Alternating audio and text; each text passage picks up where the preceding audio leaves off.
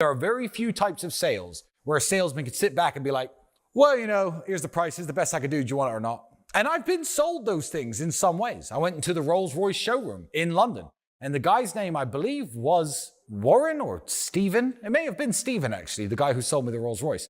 Older gentleman, very well dressed, very smart. It was £500,000 on this price tag of this car. It was the only one for sale. He knew it was the only one for sale. He knew if I didn't want to buy that one, I'd have to wait 6 months after ordering one. And he said, well, you know, I've been doing this a long time, guys. 465, best I could do, yes or no? And I was like, cool, yes. Because he's in a very unique position as a salesman. He hasn't come to me and said, hey, Tristan, do you want to get around in luxury? Here's a brand new product called a Rolls-Royce Wraith.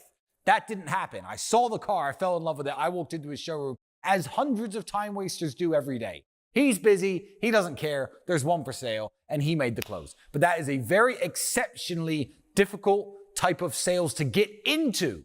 How many Toyotas has Steven sold in his lifetime? How many Lancias? How many Austins? I'm talking about old car brands that were around in his time. He's a much older man. How many Mini Coopers did this guy sell to get to the elite pinnacle of sales when he is in the London Rolls-Royce showroom selling their premium vehicles? Probably a lifetime of work, so he deserves to be there. But he's done plenty of hard closes on Land Rovers and Jeeps, believe me.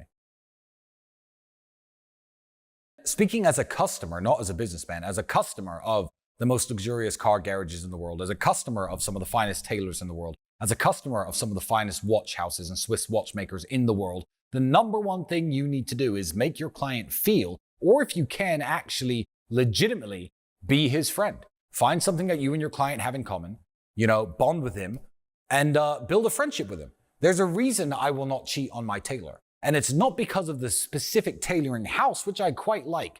But Savile Row's filled with a bunch of tailoring houses who could, after a few runs, make me things that I'm perfectly happy with, I'm sure. But it's the people. It's the people in that store who I like and respect. That's why I will not leave. So it's exactly the same way as most men don't cheat on their barber. Why? A lot of the times he'll talk to you, hey man, how you been? How's your business? How's your breakup? And he remembers your issues. He remembers your problems.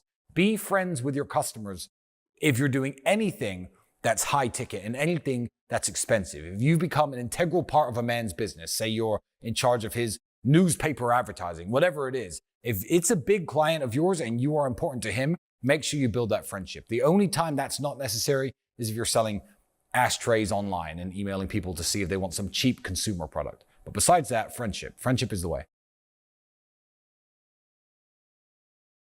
Shopping in London is all about the sales experience, and the sales experience of the things you buy in London is better than almost anywhere in the world. New York, comparable. Some places in Dubai, comparable. However, even when I was in the Rolls-Royce showroom, signing the papers for the car, looking the car up and down, etc., there was champagne in my hand, all the champagne I could drink.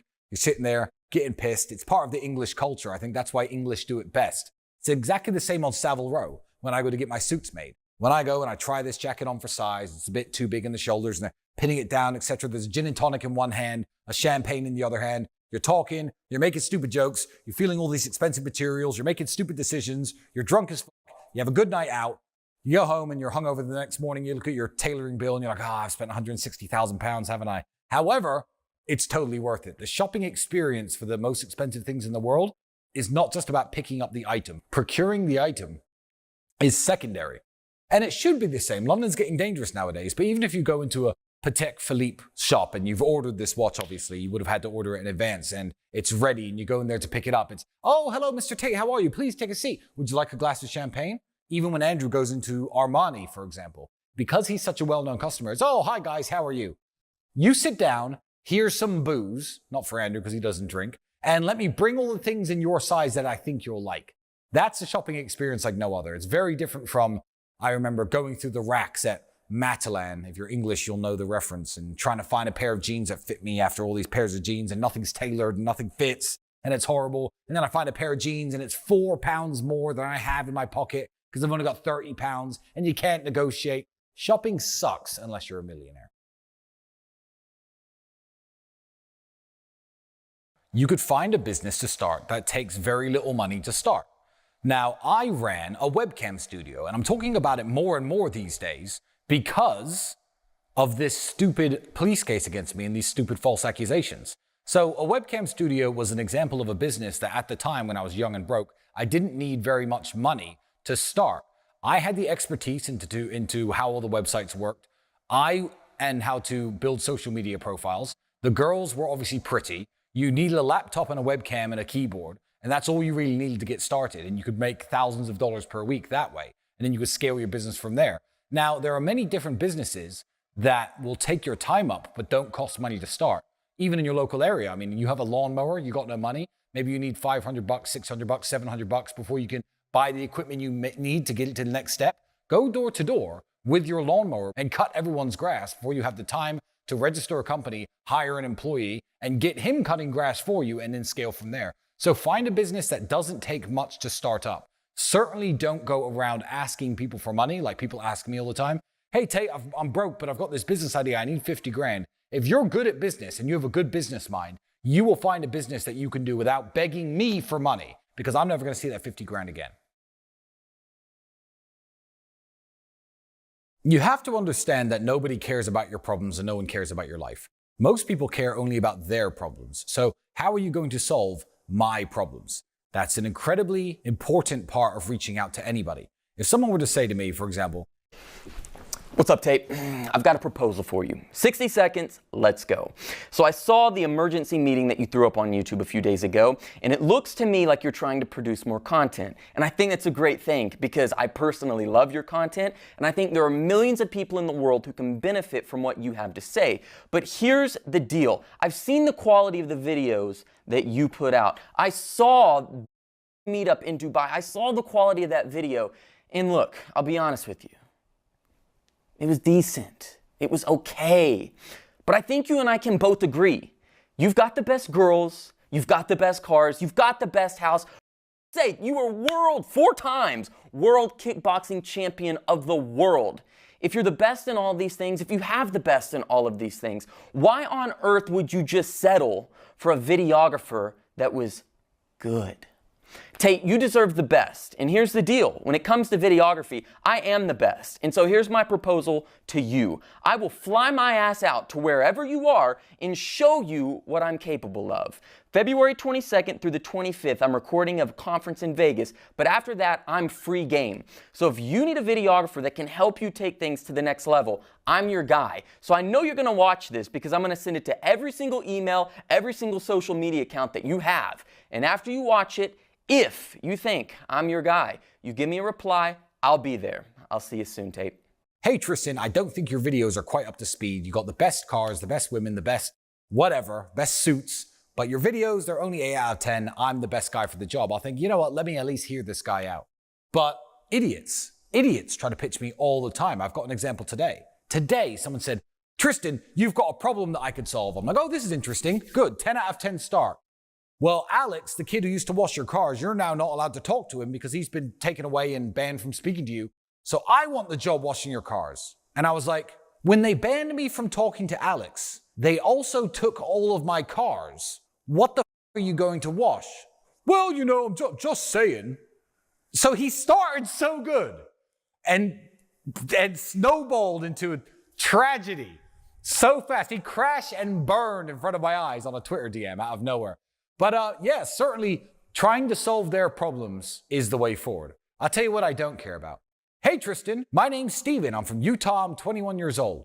A while ago, I was watching you and your brother's videos, and it really gave me the motivation I needed to break out the matrix. You see, my mom has a problem with shut the up! Shut up! I don't want to read your stupid message. I don't care. What are you trying to offer me? And at most of the times at the end of this message, the offer is give me money. Either for your crappy business idea or to fix your car so you can pay me back with interest like I'm some loan shark. Like I could be bothered to drive to Utah and break your legs for the $600 you owe me. I'm not interested in doing that. The flight will cost me more. So I just know I'm never going to see my money again. Be compendious about what you're trying to help the person achieve in your first 1 or 2 lines. Because if you don't sum it up in your first 1 or 2 lines, they are not going to be interested. Pitching is something that I learned on the phone. So learning it on the phone is applicable to, I guess, cold email, but not in the same way. Copywriting and phone sales are 2 very different arts, let's say. But I remember my first opening line when I was calling on the phone. It was, "Good afternoon, my name is Tristan Tate. I'm calling from T3 Television, and I'd like to discuss the opportunity of television advertising for your company." That was the first line that I would say on the phone. So, who I was, where I was calling from, what I wanted from them, what I wanted them to entertain the idea of. Because it was always a tantalizing carrot I'd dangle in front of them, "I'd like to discuss the possibility of television advertising for your company." I was waiting then for a series of objections. So to pitch, you need to come across letting them know who you are and what you want very fast, because CEOs and people who own businesses have very little time for idiots on the phone. Objections are the key to telephone sales and face-to-face sales as well. Everyone's going to try to say no for a bunch of different reasons, and you have to be able to counter them very, very quickly. So let's take television advertising again. "I'm calling to discuss the possibility of television advertising for your company." "Well, that's too expensive. I can't afford television advertising." "Well, do you know how much television advertising is nowadays?" And they'd be like, "Well, no, but I imagine it's quite expensive." And I say, "Well, you know what? You're completely correct. You don't belittle them. You're completely correct. But your ideas are outdated, because back in the 1990s, when there were only 4 television channels to advertise on, these big media companies had a monopoly over the fact that people watch television, and only big blue chip companies could afford it. However, since the advent of cable television and the 200 plus channels you have across your home, it's given us 2 advantages. 1, the prices have come right down because there's more channels to compete with one another. And 2, you can specify exactly which demographics you want to reach with your television commercials. For example, if you're trying to sell to women and you're selling makeup, we could target Sex in the City on this channel. If you're trying to target men, then we can use 2.5 Men on Comedy Central. And you'd wow them with knowledge while overcoming their objections. So the art of pitching is to be able to turn any no, or any "I don't think so," or any "I'm not interested," into a question, into them being curious. And it's something that we call the desire curve. Of course, everybody wants television advertising, but they don't think it's right for their business. They don't think they can afford it. You start at 0, and the close can only be made on the graph once you get their desire high enough. That's when they say, "Yes, I'm happy to meet you face to face." So pitching is all about face-to-face or on the phone in a live conversation with a person, how to deal with and overcome their objections to not wanting the product that you want to sell. Now, copywriting is a very different art because it doesn't work like a free-flowing conversation. And I'm quite good at it, and I did a lot of the early copywriting for mine and Andrew's businesses when we first started out to sell, for example, memberships. I did some of it back then. However, I'm not an expert. But you know who is an expert? The professor inside. So if you want to learn 2024 sales, don't listen to me, the 36-year-old man who has a career in sales in the past and on the phone. Very, very useful skills to know and still applicable today. However, if you're looking for sales information on how to sell via email, how to copyright, how to send cold correspondence and get clients back, then you want to be inside.